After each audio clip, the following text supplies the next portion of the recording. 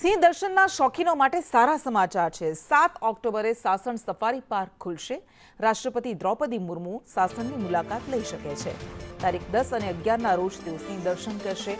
15 જુલાઈથી 15 October સુધી vacation હોય છે અને આ વખતે સાસણ સફારી પાર્ક વહેલો ખુલી રહ્યો છે।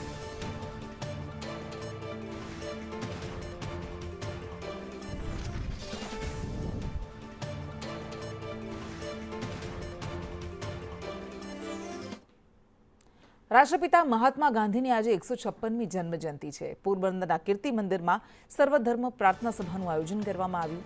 સીએમ કુંવરજી બાવળિયા, અર્જુન મોઢવાડિયા તમામ હાજર રહ્યા। મુખ્યમંત્રીએ રાષ્ટ્રપિતાને પુષ્પાંજલિ અર્પણ કરી।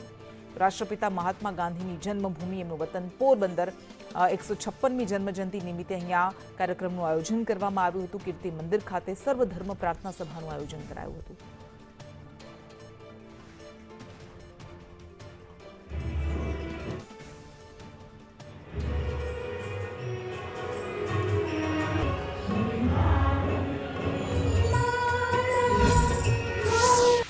આ વાડીમાં જન્મેલા મોહનદાસ ગાંધી આજે સાબરમતી આ સંત અને અહિંસાના પુજારી તરીકે સમગ્ર વિશ્વમાં પૂજાય।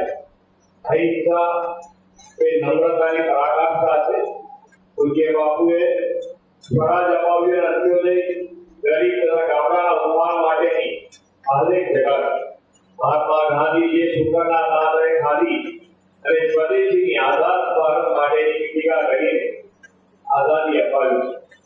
હવે સ્વદેશીની આત્મનિર્ભરતા અને સમૃદ્ધિનો મંત્ર આત્મસાત કરીને આદરણીય મોદી સાહેબે વિકસિત અને આત્મનિર્ભર ભારતના નિર્માણની પ્રેરણા આપી।